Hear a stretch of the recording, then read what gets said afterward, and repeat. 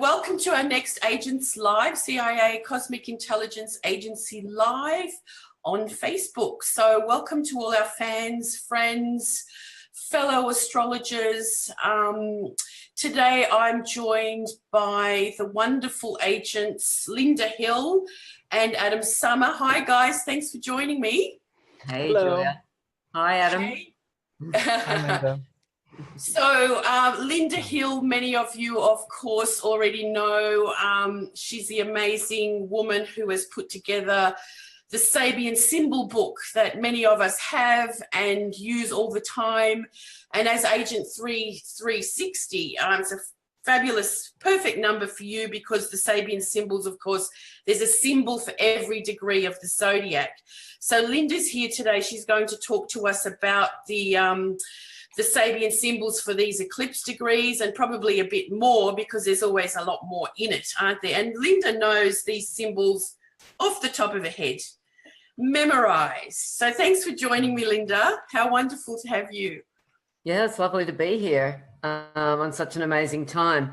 Yes, the lead up to the eclipses. Wow, what's going to happen? Well, it's just so extraordinary how archetypal these, these types of events can be, and how much, things like, well, astrology, obviously, and with the Sabian symbols even more so, it's another layer to the understanding. And I've been watching these, for quite some time, and it's an extraordinary time. And I'll start with the lunar eclipse and just say a few things about that to start with. The lunar eclipse, the Sabian symbol, is a big businessman at his desk, So, I don't want to get too political because I don't think that that's the right way to progress. But, I think that's what a lot of people are interested in, is what the politics of all this time is about, obviously, because this is such a US eclipse season, and it's running right across the United States, the solar one in particular, of course. But the big businessman at his desk, more on a personal level, it says to us, have we got our lives in order? Are we at our desk? And here's you, me and Adam sitting at our desk, and all these other people, watching this webinar sitting at their desk. And so it's like, for me, it's like I haven't done my tax this year, don't mention the war. And, it's like, how much are we in charge of our lives? How much do we say yes when we mean yes and no when we mean no? It's that type of thing. The big businessman at his desk is like, it's like asking us to take charge of our lives in many ways, and not just on a business sense, not just about money. It can be about our emotions, our sense of who we are. Now, of course, on the political scene, this could point to Donald Trump very largely. And it's very interesting, because we've got such a big square between Jupiter and Pluto happening, and it's been happening for quite some time. It's been all year. What makes this time really particularly amazing is Jupiter is on the two men placed under arrest, are brought before the tribunal of society to give an accounting for their actions. So that's the degree of Jupiter. And so Jupiter is, asking that we step up to the plate and explain ourselves, or have others explain themselves, or to forgive and forget, or it can be brought before the tribunal of society to say why certain people have done certain things. So you can see how that might manifest in terms of this administration in the United States, particularly as it is Donald Trump's Jupiter degree. So Donald Trump's having his Jupiter return, and it's on two men placed under arrest are brought before the tribunal of society to give an accounting for their actions. So I find that to be, extremely interesting in terms of this eclipse time. And so also,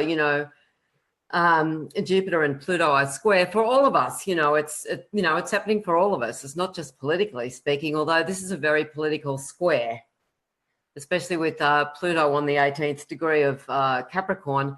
On the Union Jack flies from a new British warship. Now, Pluto was on that degree last year when Brexit happened. It was on the Union Jack, is flying from a new British warship. And we've never seen anything like it, in terms of Americans posting Union Jack pictures and talking about Brexit and being involved and interested in the English political process. I found that to be very, something to really watch. So that's been an interesting thing. Of course, it doesn't just talk about Britain or, the UK or Brexit or any of those things. It doesn't have to just talk about that. It can talk about war. It's the new British warship. It can talk about armaments. It can talk about, on a personal level, it says, okay, what are your boundaries? How are you feeling about your boundaries in your life? Do you have good boundaries? Are you patrolling your boundaries maybe a little too tightly or maybe not enough, And so on a personal level, it can be Pluto, Jupiter, square can really be about, we might feel that we need to speak up about something that's really pushing our buttons. And, it doesn't have to be on a political level. It's it can be where, we want to take, we want to, we might want to take on something where normally we might want to stay quiet about something. On the other hand, we might realize that there's no use in the warring. There's no use in fighting. That, so the British warship can be like, well, okay, I'm just going to sit in the harbour and watch what's going on instead of, launching a few weapons. But, this lunar eclipse is, do we live up to the expectations of others, or others living up to our expectations? Of course, it's part of the story. And Mercury on this at this lunar eclipse is on a boy molded in his mother's aspirations for him. And this can really talk about, all of those things. Whose aspirations do we live up to? Like, what are we meant to be doing?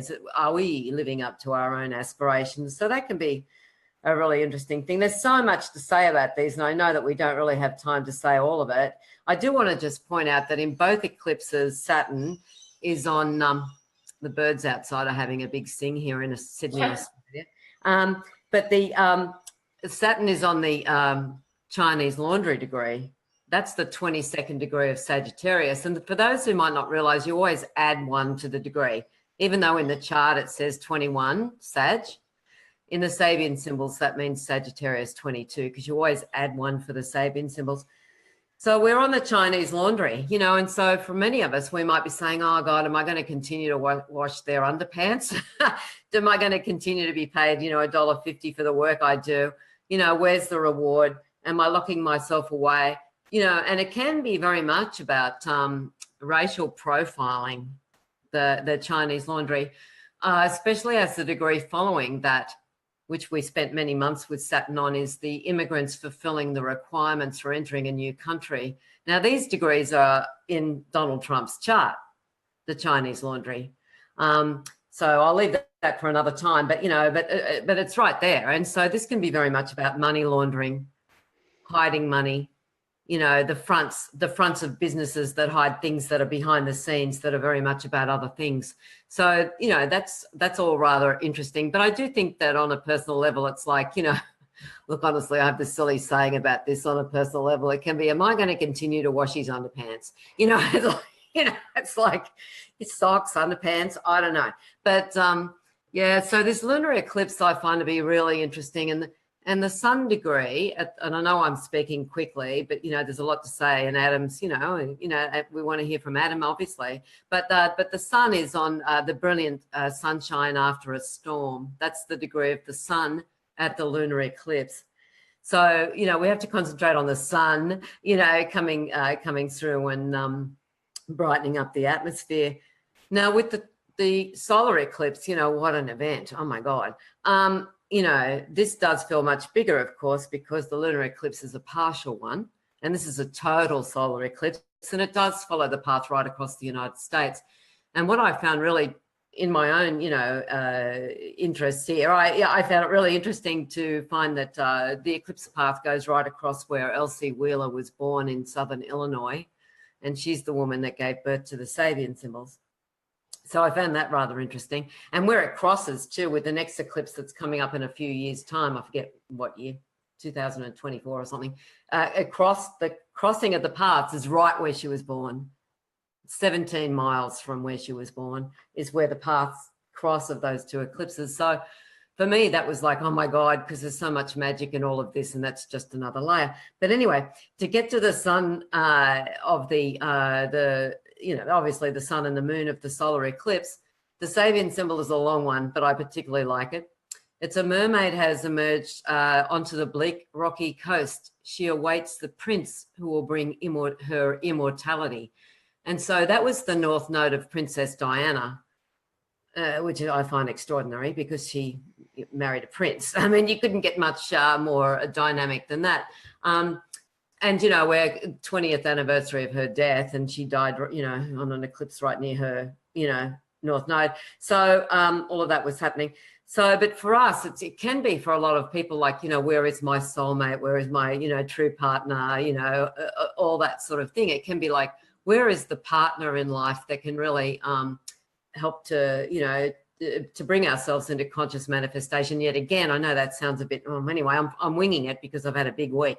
But anyway, the thing with that is much bigger than that. Of course, it's very much about finding our inner self and you know, I guess, I want to say this, it sounds a bit fluff, but, you know, falling in love with ourselves. You know, I think that that's a big part of this solar eclipse, is to see, you know, the inner shining light within ourselves. But what I see here more than anything in terms of the political process, it feels like Melania Trump, you know, this degree. She awaits the prince who will bring her immortality.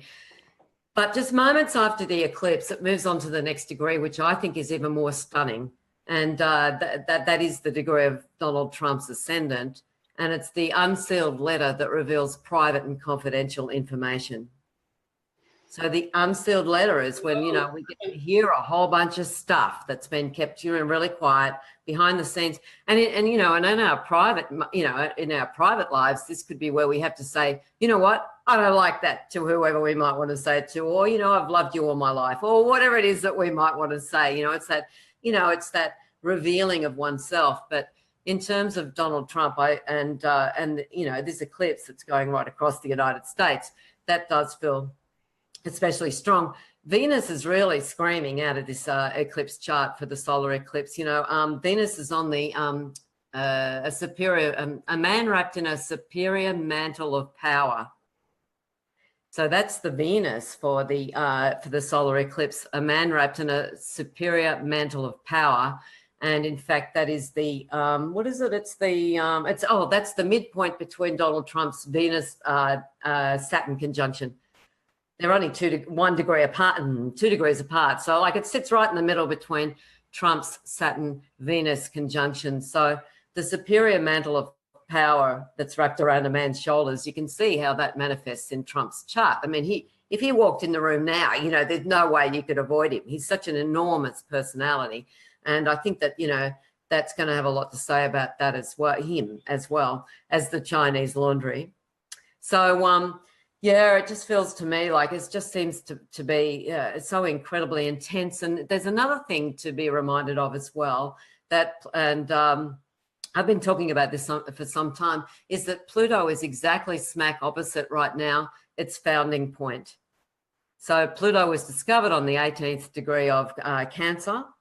We have Pluto now on the 18th degree of Capricorn, even though we haven't gone, I mean, it's really quick to go through all those signs, you know, so we've experienced, you know, since 1930, you know, some of us are much younger than that, but since 1930, you know, we've experienced Pluto going all the way around. So we're having an intense plutonic time, I think, especially with Jupiter squaring. Anyway, one other thing I want to say is that the degree, I always look at the degrees before and the degrees after every point. When I do a reading, I always focus on all those degrees, the degree before, the degree we're on, and the degree after, because they all tell me a story. The degree following Donald Trump's Jupiter, and indeed the degree of Jupiter straight after the lunar eclipse, is a gang of robbers in hiding. So the gang of robbers in hiding, you know, that, you know, there's many connotations for that. And, you know, many people can imagine what that might be, but it can also be where we rob ourselves of our sense of peace and quiet by a lot of noise going on in the head. You know, it can be a very interesting degree. I would suggest, in order to get past that we shine the light on the dark corners. And I think that's what a lot of these two eclipses speak about. Anyway, that's my initial comment. Fantastic, Lynda. Gosh, yeah. You know, I mean, there's so much to say, as you say, about it all. But you know, when I was listening to the Mermaid on the Rocks, or the Rocky Coast, the Bleak Coast, yes. It kind of, you know, with you know, eclipses having such a kind of ominous, auspicious kind of feel about them, especially for America, it almost kind of it sounds to me as though like we're looking for the better way. Where is the better way? This world is crazy. Like there's got to be a better way. That's how I see this mermaid sitting on the coast, you know. Well, it's so interesting. I don't want to talk about Princess Diana, but just to draw a bow with Princess Diana, the bleak rocky coast was, it's royalty. It's the Church of England. It's the Queen. It's Buckingham Palace, So, in terms of her life, the bleak rocky coast is, oh, hell. This is where I am, and, and of course she was waiting. She wasn't awaiting any prince really. I mean, she could have done it on her own. She was so incredibly magnetic and amazing in amongst other things. But it's just, the bleak rocky coast can be where we go, how long are we going to sit on these shores? Like how long is this going to continue? The way it's been. Waiting for something better. Yeah. Okay. Well, the big businessmen decide what is being done. And that's so Leo, Leo eclipse, Leo time, Leo eclipse era of, looking at our leaders and what's going on. And that they can't, we give them over, we expect a lot from them, and of course we should, but they're not delivering how we'd expect leaders nowhere. To do not in Australia, not in England, not in Europe, not in anywhere. Nowhere. Yeah. And, of course, we think Canada's doing better, but the Canadians have something else to say about that. And what's really interesting also about this solar eclipse is that Mercury is on the two heads looking out and beyond the shadows. So that's the degree of Mercury. And the two heads looking out and beyond the shadows, you can imagine when everything goes dark. I was at Plymouth for the amazing one in '99 in England. That was pretty extraordinary. I was speaking. Which is the same series as this, Yeah. So here we are. And, so the two heads looking out and beyond the shadows, that's going to be, it's going to be real on the day. It's like, where are we? And, but it's also people going, what on earth is going to happen from this eclipse? Because there's a lot of that being said. A lot of times an eclipse will pass and, we might go, wow, that's really enormous. But this one feels bigger. It's like, it feels really big, especially as it's going right across the United States. Because I think also the collective, we want something to happen and we want that change. So, we show us, please, what's going to happen. And what we know about eclipses is they're often triggered later down the track. So whatever it's focusing on right now, of course, that's the whirlwind and the chaos that we're all in. But we will see like the after effects grounded later down the track because eclipse seasons, meld into the next season, which is next February. Or when eclipse points are triggered, which there's probably a few, I think in September, or when Mars comes past that point in a few weeks, and that kind of thing. So, I think one more thing, Sabian. With that Saturn there, conjunct Lilith on the the solar eclipse, on the Chinese laundry as well. So, this can be, the female element going, I don't want to wash his, and I'm just being, feminist. His underpants, or, I deserve better in life. And I think that that's a thing. But one thing I want to say also is that Uranus is on a beautiful degree, and Uranus is on it, and it's stationary retrograde on it. And it's a degree that I really see as being about music, timing, numerology, astrology. It's the music of the spheres. Lovely. It really feels like, astrology is really like it's really making its mark. It's really coming out. And I see that as being really major about this. But another message I'm seeing from the music of the spheres is that I'm finding that a song will pop into my head and the words will be exact. That's happened all my life. That happens to us, that happens. But the thing is, at the moment, I think with Uranus on the music of the spheres, it's saying, listen to the messages inherent in astrology.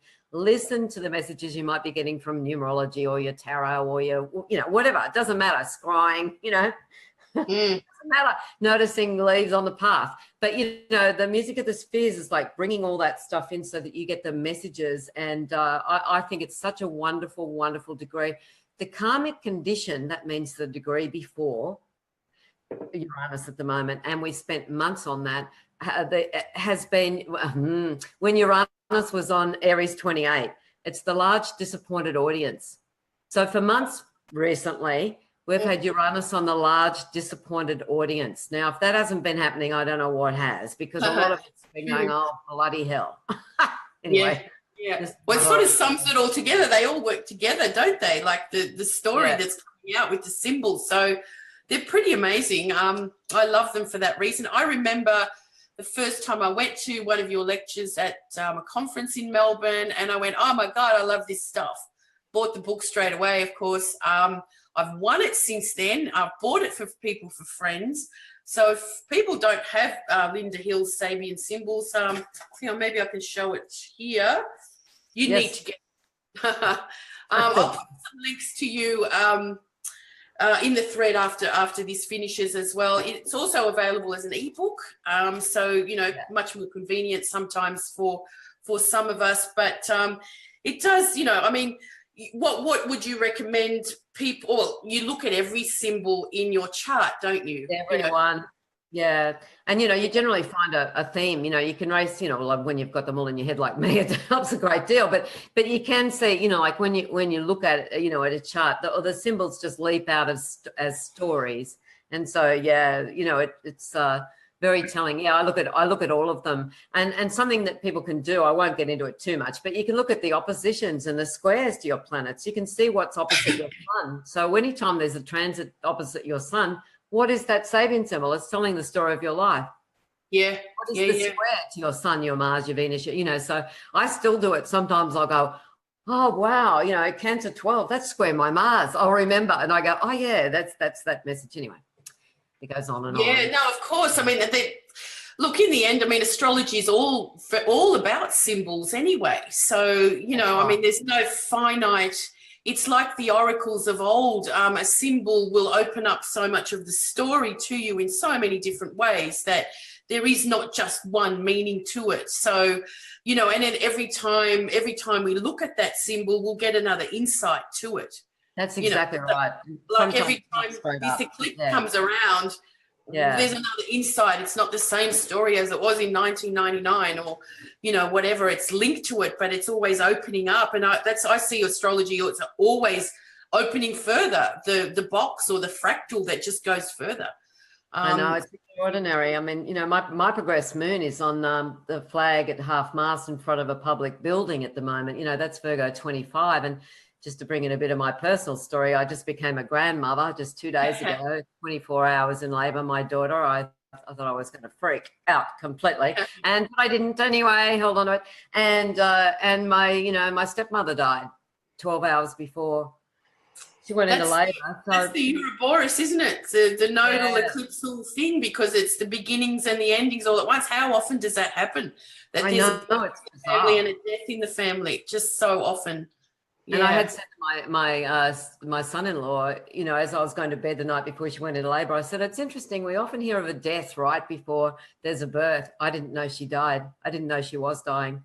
So, anyway, but that's the flag at half-mast in front of the public building. I've become a grandmother and my stepmother died, so it's like, it can be when we retire. It can be when we go, I'm pulling down the flag on that relationship. We just have to look at a symbol and see how next stage of life for you. Yeah.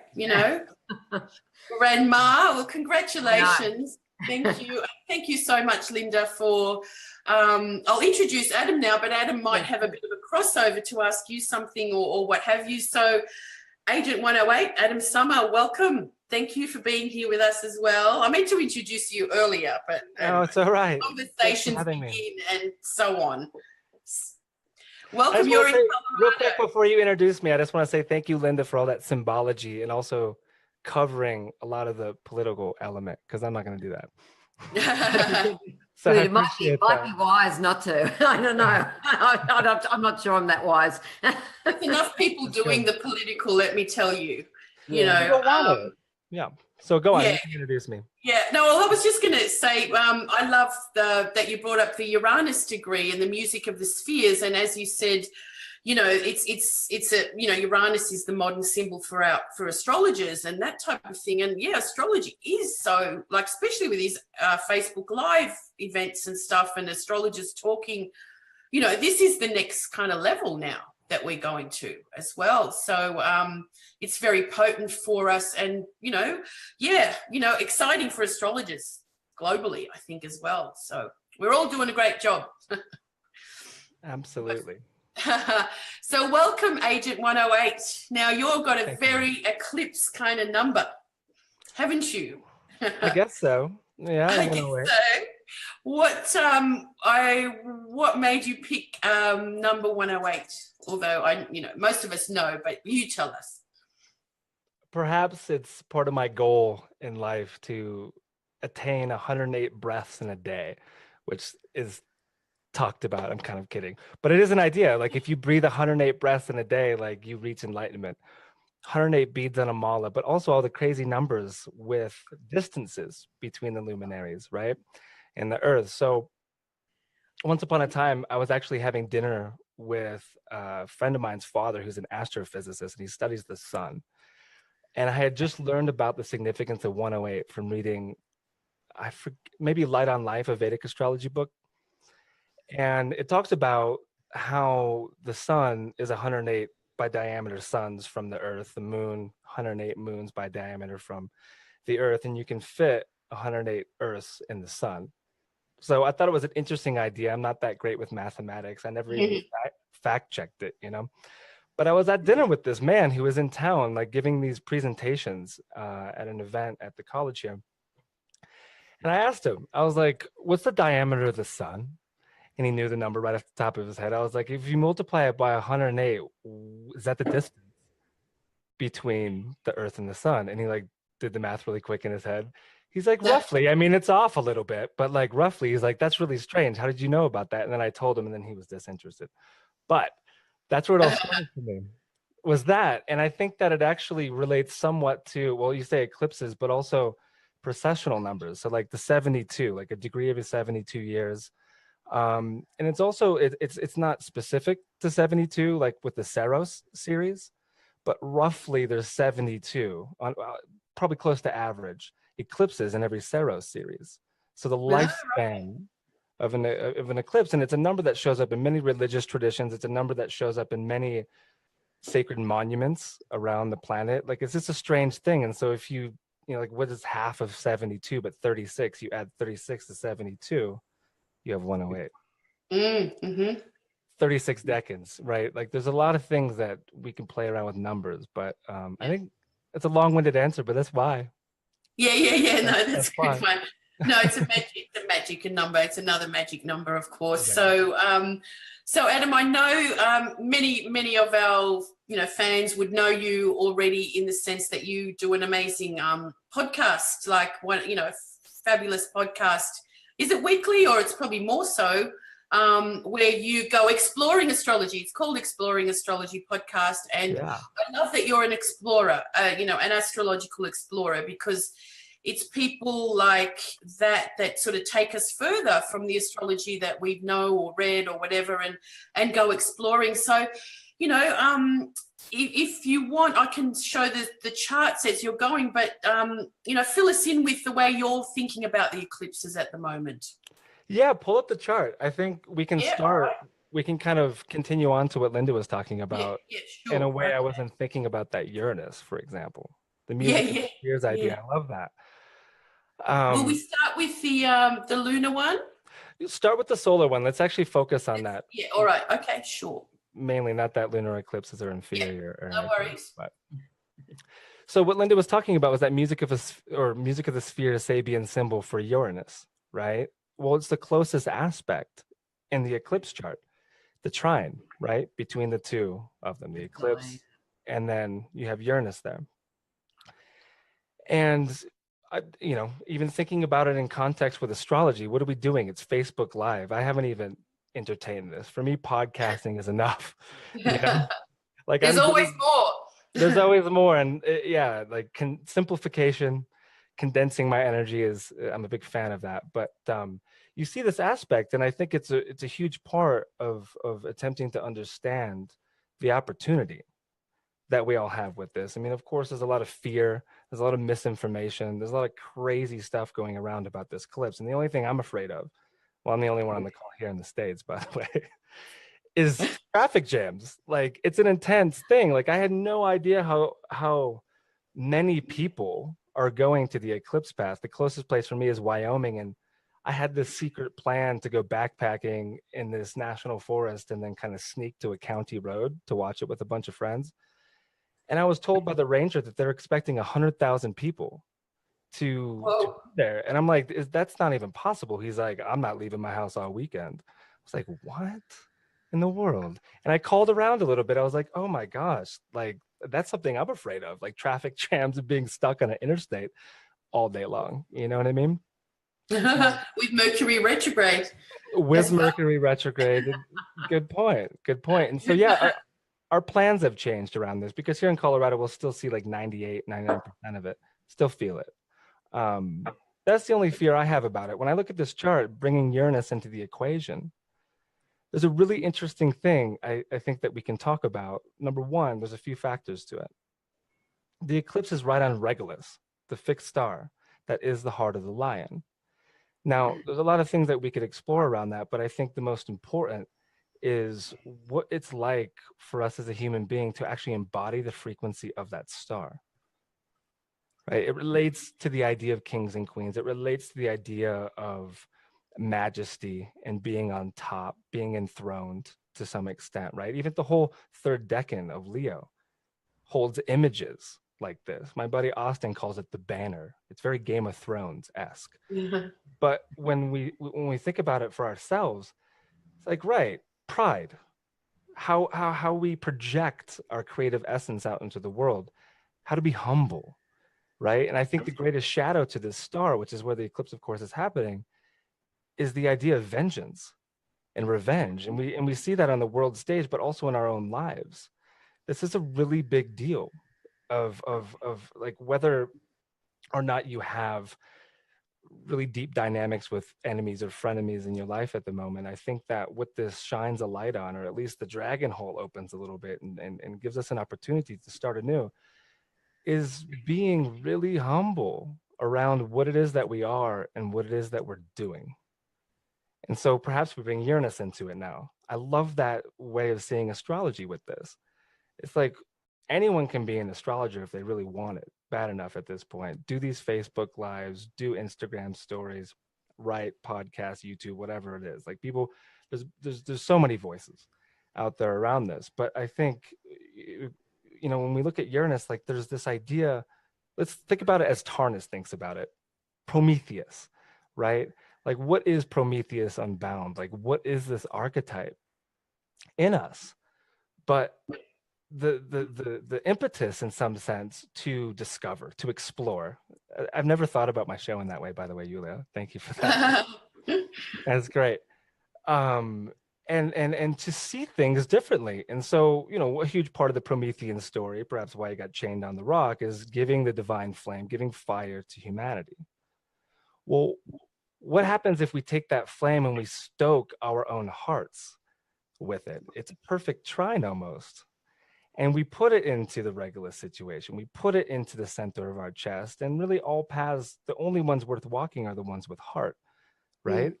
And so we see this as an incredible opportunity to kind of like wake up to this idea that, like, we are special, but everybody, of course, is quite special. To be able to celebrate each other's uniqueness, to celebrate like everyone's own creative expression, and to not feel the dark side of competition and the feeling of, yeah, needing to, I don't know, do the shady things that the mind can go to, Pluto, Mercury stuff. So those are a few ideas. Now, it's always important, I think, to, when contemplating eclipses, think about the nodes, which to me, I'm very influenced by the Vedic take on the nodes, Rahu Ketu, this Ashura, this serpentine dragon energy that is there. And every great story ever told has some sort of a dragon in it, right? And I think that what the nodes represent in our lives, to an extent, is the stories of our lives. That perhaps dragons or some sort of entities protect both of the nodes. That on the south node, it's a place that maybe it's where we're coming from, but it's definitely the back gate. It's a place where we are very familiar with. But when we have eclipses on the south node, like the lunar eclipse on the 7th, it's a wonderful opportunity to release psychic content and emotional garbage that we no longer needed anymore, and just let it go in some sort of a ceremonial way. And then when we have a total solar eclipse, it's a new moon on one of the nodes, this one on the north node. So the idea is, what is it that we want to let in through the front gate? What do we want to call in? And there is a lifespan to eclipses, whether you see it through the Saros cycle or Ptolemaic techniques, they live on to an extent. And I really think that we're kind of already in it. For the longest time, I always thought the span between the 2 eclipses every season was what I called the dragon hole, but more and more as I get sensitive to it, it seems it's longer than that. Like perhaps when the sun gets within 19, 18 degrees of the nodes, we begin to feel it. So technically we're in that at the moment.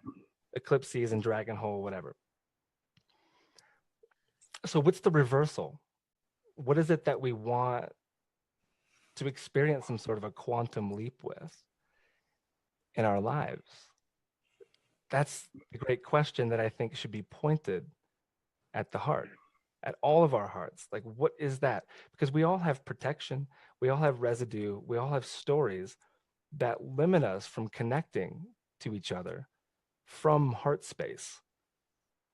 And it seems like I kind of drift into the woo-woo space with this, but it is so direct. Like it is physiologically the sun and Leo, the heart.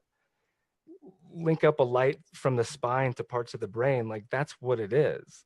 But also with Regulus, like there's a huge idea around this that I think is very important for all of us to primarily focus on, and not what's going to happen to Trump, what's going to happen to the US because the US has a North Node in Leo, or just like the whole Game of Thrones and the world stage that we experience. That's all important, but like it is kind of a distraction to our own quest and our own story, which is the nodes in our own chart. So knowing where this happens in our chart, I think, is also the secondary way of beginning to crack the code. Like, how can we have more heart? How can we beam more in that particular area of our life as we call it in with the eclipse? So. Yeah, definitely. Oh my gosh. Well, yeah, you're right. It's so true. It's about the heart. I mean, I talked about this with someone the other day that, keeping a cool head and a warm heart through all of this is perhaps the most important thing, to the Aquarius Leo axis as well. Like, we can be the warm ones. We can be the ones that activate, and especially Regulus, this eclipse being close to Regulus, and Regulus, as we know, is in Virgo now. It's moved to Virgo. So it's from the aspect of the Virgoan as the quiet revolutionaries, or the ones of service to the greater good, not for the accolades and the stripes and the badges and the I'm amazing kind of way. We can all do be of service to get this world to a better place. That's how I see it. We see similar things, Julia. We see similar things. Well, I have to say something. Zero Virgo, which is where Regulus is where the CIA's sun is. So I can't remember the Sabian symbol for that though, Lynda. So I was always very proud of that, because it wasn't a elected chart. It was just a kind of a feeling that I had that particular day to say, I've got to get the name now, right? And sort of took note of that. But I was only into like my 4th year of studies or something, so I wasn't, divining that, although it was coming to me from somewhere. So yeah, the CIA has got 72 years of Regulus on our sun. We've got a lot of work to do. So anyway, that's pretty cool, isn't it? Yeah, it's really good. What is the symbol for that again, Lynda? I just can't remember. Significant features of a man's head. It's got to do with how one looks, or what, the image that one portrays. And sorry to mention the T word again, but it's Donald Trump's progressed son. And people have been talking about his hairdo and how he looks and, all the things. It's the significant features of a man's head. And his progressed sun is about to any minute go on to the large white cross that dominates the landscape. So a bit of hung out to dry, I think, with that one. But you know, it's you know, no, it's nice. It's very much about how things look. It's about portraits. And it can be about caricatures, you know. I mean, caricatures can be big with that, which is great because that's what we like. You know, you got the CIA. It's a caricature, if you know what I mean. Yeah. It's a way of taking, you know, I mean, again, not taking back control, but it's like we can, again, it's very going. We can still do a job that we like, regardless of what others think of astrology, you know, how crazy it is or kooky it is. We do it, right? That's what we do.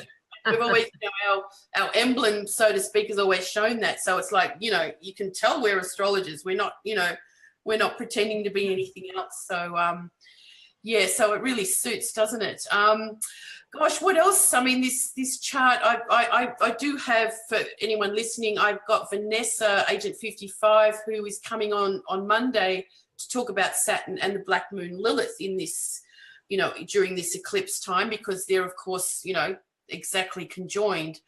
So that's mean Lilith, right? Just to interrupt and clarify. Oh yes, it is the mean Lilith. Yeah. Well, the true one jumps around way too much to kind of keep it ordered. You know, right. I think she's probably already in Capricorn. Actually, I'm not sure. But yeah, so that's pretty potent. But you know, we can also see Ceres opposite Pluto. So, you know, there's some really sort of strong feminine rising. And again, going back to the Regulus being in Virgo, you know, not, you know, no longer in Leo, so to speak. So it's, you know, times are changing, things are shifting. And that's the exciting part, isn't it? Let me stop sharing this for a bit so we can see you all better. Okay. Oh, hang on. Oh, something's happening. Oh, no. Oh, here we go. Sorry. So clever. It really is. Sorry, what was that? It's so clever that you've got all this together. Yeah. Well, it's my job, man. You know, like I've got Virgo on the midheaven and I keep having to just find out how to do stuff, you know. It's my way. It's technological. I have Uranus and Pluto up there with Regulus as well, and I've just got to work out the way to do it. So I'm pretty practical that way, I suppose, is the way to say it. So what else, Adam? I'm looking forward to listening to your podcast today at some stage. Thanks. So I'm sure you go into all of this a lot more. But yeah, cool head, warm heart, everyone. That's how I see these eclipses for us all. You know, as you were saying, Adam, we're already in it. You know, the eclipse season has been in it. So whatever's going on in our lives, we can already sense what that is. And I tell people to just kind of, you know, ground yourself, focus. Like instead of sort of thinking, what's going to happen to me? You know, what's going to happen? It's already happening, really, isn't it? Totally. Can I add one more thing that I find really curious about? Well, we've got more time, so there's no hurry. I'm just put us back to our images. Yeah, it's you know, I've been fascinated by eclipses ever since I've, you know, gotten into astrology, and it's been a beautiful, slow, like progression of my understanding of them. And just as stories come in, working with clients, I get to see more and more the nature of these eclipses. And I think that studying the Saros series is it's my new thing. I'm definitely a pup as far as like really grokking it. Yeah. But you know, Bernadette Brady has a great book on this, The Eagle and the Lark, on predictive astrology, and her technique seems to be studying the origin chart of the Saros series and not even paying too much attention to the charts we were just looking at, but really understanding that origin chart. And there's a couple things that I can point out about that origin chart. The first being, it began, I think, January 4th of 1639. I think that's when... I was looking at that the other day too, yeah. It really... So Saros Series 1 North is what it is. And so it started on the North Pole and has been slowly drifting, right? and they get more and more exact as we get deeper into the cycle, which is anywhere from 1200 to 1500 years, depending on the series. And she says, based on her interpretation of the chart, and then I pulled it up to get my own interpretation, and I saw the same thing, but from my own perspective, is that there's really big developments, usually not the most fortunate, around friends, very close friends and networks of people that you are around. And so that, of course, is the unexpected, a shift that happens in our lives. And I think that's like a really key theme when we talk about eclipses, is that they can be unexpected and they can be course correctors to our life path. And when I read that, it really hit home, because I was already trying to think what the eclipse in August of 99 was for me and how they're connected. And I wasn't having much luck until I read that. Mm. And I was like, oh my God, like that summer, that month was one of the most traumatic falling outs I had ever had in my life with my, like, a best friend. And it divided my whole world. Like, he took most of the friends, you know? And then all of a sudden I'm like, all right, there's no real mending to this, like, because he wasn't willing to communicate or anything. And so I was probably like a sophomore in high school around that point. And so my trajectory in high school completely shifted because of that event.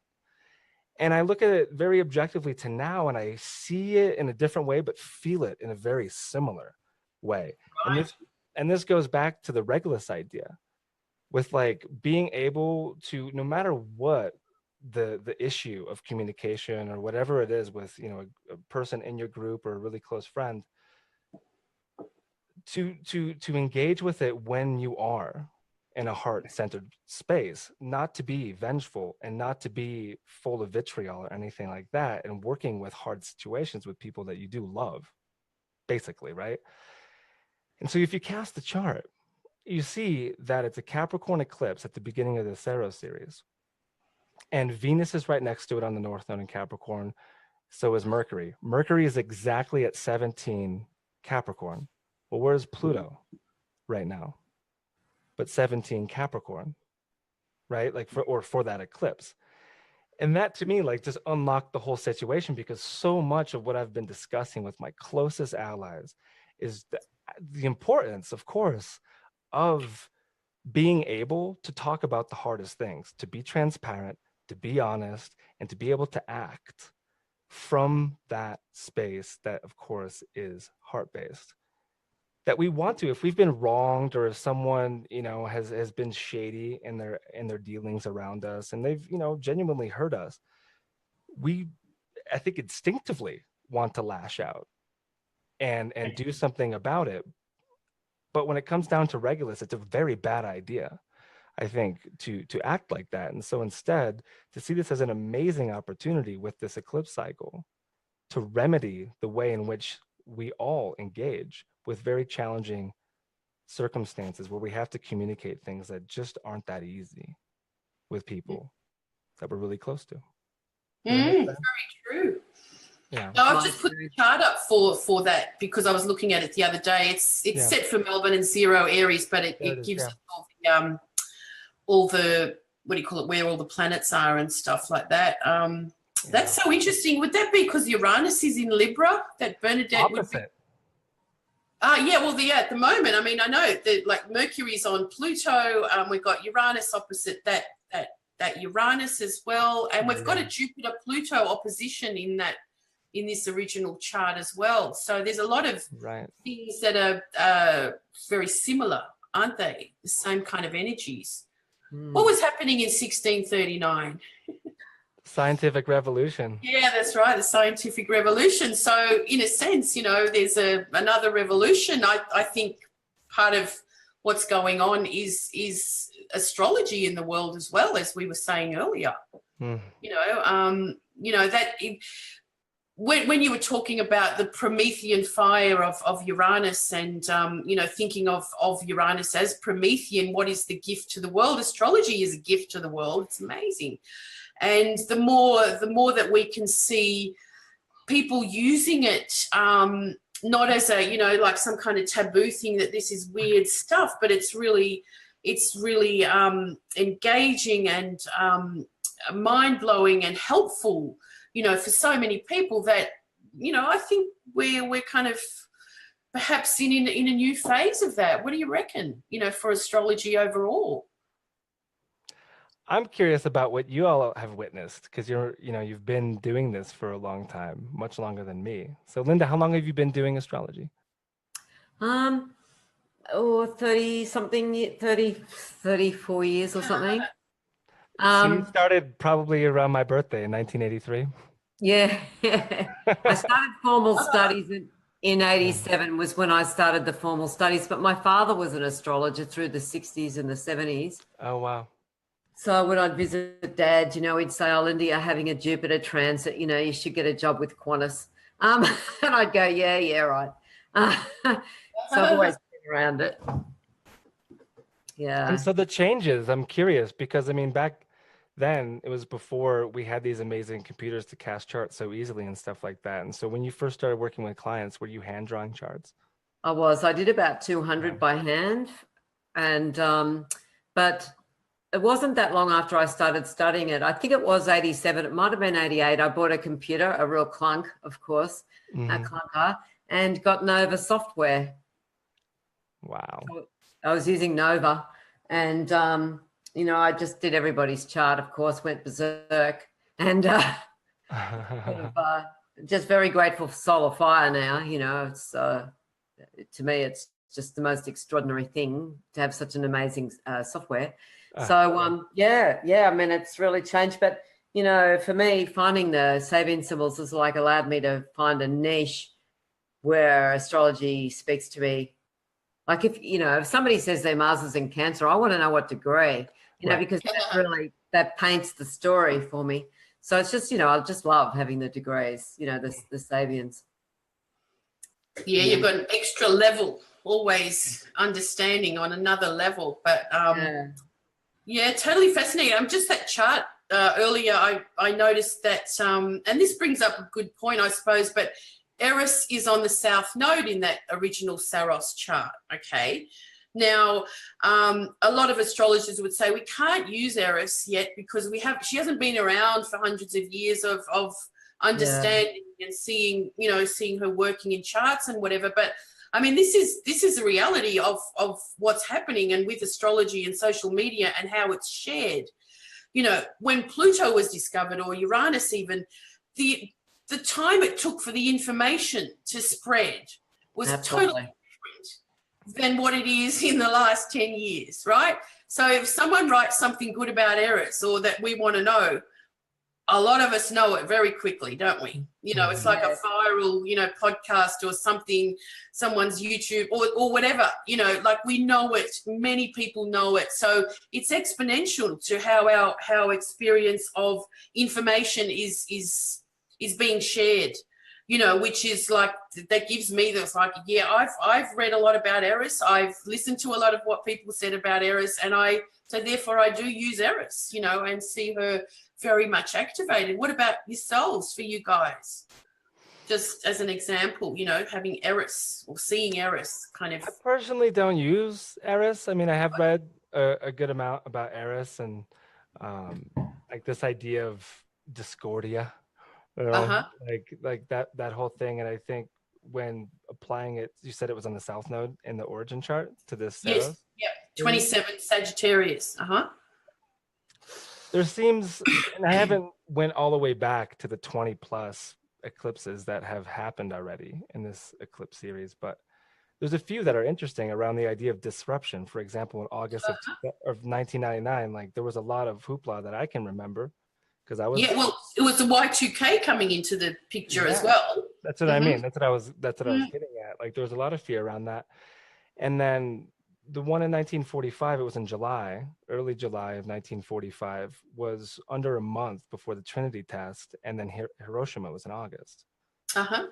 And well, that's quite full of discord and making enemies and ruining friendships and stuff like that. And so I don't know. It's speculative. It's something that I found interesting in looking back. But of course, there's many. I mean, they're every 18 years. So. I mean, it's an interesting study to do in that way, but yeah, I don't really use Eris, but if she's prominent in origin chart, then that should be looked at. Yeah. Well, I think it's also quite a key in a sense to, the people aren't happy. Eris represents, not being happy with the system, being uninvited to the decisions being made for all of us on behalf of you kings out there or whatever it is. It's like, we're not happy about what's going on. So I think Eris is that representative for us, although she's a lot more wicked and likes blood and, all that kind of stuff, which is she's a bit scary. Again, let's think about quiet revolutions and the things that we can do without, that kind of drama, let's say. So, but yeah, she's definitely there in the background sort of saying, hey, what about us? What about me? I'm the most beautiful. Hey? I'm the most beautiful. Isn't that it? It was the others on the stage that were fighting about who was the most beautiful, but she knew that would... Oh, she rolled it in there. She rolled the apple in. She knew that would cause a commotion, right? To the fairest, right? So it's almost like, the chaos that we're raising. I call it the agent of chaos. What's the commotion that we're raising, so that they can listen to us or take note or something like that, And of course, Eris is playing, she's in this Grand Fire trine, and very closely with Saturn and the Black Moon Lilith. So what degree and what's the symbol, Lynda? She's at 23 degrees, isn't she, during this? It's that 81 year. It's the woman dressed in pastel colours. She's carrying a heavy and valuable but veiled load. And this can be very much about feeling like we carry the load. It can also be about pregnancy, about giving birth, literally. It can be that, because she or he is pregnant, with things that are carried. But it's very much about, I think we see it a lot in society where we're not supposed to wear our heart on our sleeve. People say, how are you? They don't really want to hear how you are. So we have to, we hide the load. We hide those things that we're carrying that can be very difficult. And that's part of the thing with that. But I just want to say one thing, that my father never understood Pluto. He was an astrologer. He was an Edgar Cayce healer as well. He did Edgar Cayce healings and started the group in Australia. But he never got Pluto. And it's so funny because I'm so Plutonian. It's not funny. I've got really Pluto. It's just extraordinary almost. But anyway, but the thing is with, I think that the asteroids are really coming to the fore, and that's, not only Eris, of course, but the other four, which are a lot more feminine, And so I think that, part of this is the feminine arising and all that sort of stuff, a lot more. And it's interesting if I notice that an asteroid is really talking, to me, it really talks to me. But if I ignore it, obviously it's not, it's such an interesting one. And I think that wherever we place our, significance in a chart is going to really talk to us. And so, to me, it all works. It doesn't matter what we, we could be looking at an Arabic part until we go blue in the face. It doesn't matter. It's going to give us, a message. So yeah, I just think it's all fabulous. And I'm no expert on Eris or Sedna or, any of these things in particular. But I really do think, if we're born with, our sun conjunct Eris, well, have a look at it, take it into account, But if it's not speaking to you, then it's not speaking to you. But these things will continue to speak to us much more, I think, and that's all part of the deal. And yes, everything is so much faster, and we've got so much more information. It's just everything's happening quicker, and we're assimilating a lot of these archetypes in a much quicker manner than I think we ever have. We didn't have time for navel gazing. My parents, the Pluto in Cancer generation, that they were going to work. They didn't have computers and technology and all that. They just didn't do much navel gazing. So we're lucky we're able to do that. We're stuck on our computers now. A lot of our work is on there, isn't it? Like a lot of sessions with clients where we're online, and you got to kind of peel yourself away and go, oh, no more computers for a few hours, so remembering that, getting outside, raking up the leaves. But one other thing also, I don't know, I feel to mention is this Mars, which is really wrapped up with this, solar eclipse. And, it's trying it's sextile Jupiter. It's trying, Saturn and Lilith. It's conjunct the North Node. It's conjunct the freaking, lunar eclipse. And so, but it's an interesting one because it is a little bit like, as Adam was saying, where we can be concerned, about, traffic jams or too many people or, when the one happened in 99, I suspect it's going to be a bit similar. There was a lot of idiotic front pages, in the lead up to it saying that the lights were going to go out and people were going to smash on the freeways, in England there was going to be, pure chaos when the traffic lights wouldn't work because, and it was going dark and it was, the street lights or something. It was just all going to be horrible. We were all, there was going to be death on the highway. I know Adam's not saying that. He's talking about something that is extremely obvious, it's obvious stuff. There's going to be traffic jams. I agree with you entirely. It's just that this Mars is it's the intoxicated chickens degree. So there'll be a lot of people drinking. Intoxicated what? Chickens. Chickens, yeah. Oh, they're flapping around trying to fly. There'll be problems with planes and scheduling, and there'll be. Oh shit! There's an eclipse. Let's get wasted! Yay! Yeah, let's get wasted. It's a big part of the intoxicated chickens degree, and that's where Mars is, and it's sort of like where we're flapping around, and so there can be a certain amount of flapping around, and then of course when it's all over, a lot of us will go, oh, it was nowhere huge or freaky or horrible or, but, there can be that need to really rein in one's energies and not get carried away with it. That's what that message of Mars is. Of course, Mars in Leo on that degree can have us, mainlining heroin. I'm only kidding. But, I don't really mean that. But, it's like, it can be where we, people will be sitting around, they'll be drinking in the middle of the day, maybe. I don't know. We'll all be approaching it in our own way wherever we are, but yeah, flapping around can be quite the thing. But there's nothing wrong with that Mars in Leo. It's just we have to maintain our energies. I can almost imagine myself flapping around as I'm speaking right now. Yeah, but let's have a think. How let's say eclipse chasers have always been around the world, right? They're following eclipses to different parts of the world for total solar eclipses and stuff, but. I suppose that's grown a lot more over the last 20 years or so with people going for a spiritual reason, for enlightenment to, not for the drinking and the partying, so to speak, but for the really tuning into, the planet. And, there's a lot of good, there's a lot of good coming out of all of this as well, which, of course, all binds the collective, these types of events. More than anything else, more than anything else. Oh, sorry, Julia. The next degree on is the carrier pigeon fulfilling its mission. Oh, okay. Yeah. So there can be messages, and it's also about traveling. I mean, the carrier pigeon obviously flies, a distance. It can be flying, it can be driving, it can be all that. But I think much more than that is, there'll be messages that come through for us, to be alert. Well, I think we should always be, but on a time like that, we can really receive messages, give and receive messages. Spiritual messages are a big part of that carrier pigeon, and there's often, it's a bit like the white dove. The 22 degrees of fixed are really interesting around birds and doves. I love how the grand crosses to the degrees are about themes. It's extraordinary how that works. And 22 of fixed is very much about doves and birds. And the bringing of messages.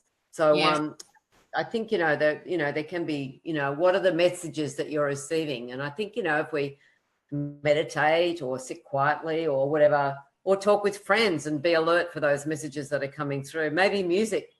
I reckon music's a big part of this whole period with the music of the spheres and astrology and numerology. All that. Very good. Yeah, I like the music idea. Well, one of the agents, Cassandra, she's going to be, I can't now remember where, but she said, oh, can I do a live from the eclipse? And I said, well, of course, but I don't want you to miss it, right? Talk a bit or maybe just film, have it set up so we, can film it if it's clear and all that kind of stuff. But please don't miss it, Like, yeah. you need to be there for that sort of timing, and maybe just don't say anything. Let's just watch, and so she can do it.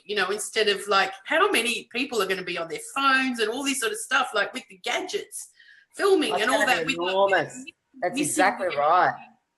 The amazing connection to it. So if you are going to be watching it, like, set your phone up separately or something and don't touch it, but just like really witness it, like be there. That's what I do. That's otherwise, exactly right. It's not working. Oh, is it working on live? Communication jams. You're exactly right. I hadn't even thought about that, but it's so totally obvious, isn't it? Yeah. Communication jams. Oh, exactly. Well, Adam, where are you going to be?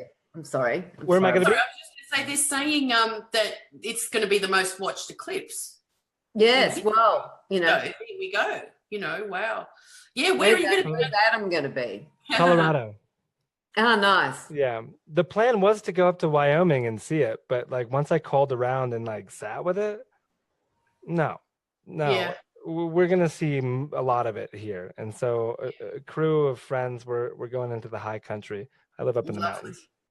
And yeah, we're going to camp out there in the weekend, wake up, watch it, and then go home because it's Monday here for the eclipse. Yeah. Nice. So, yeah. Fantastic.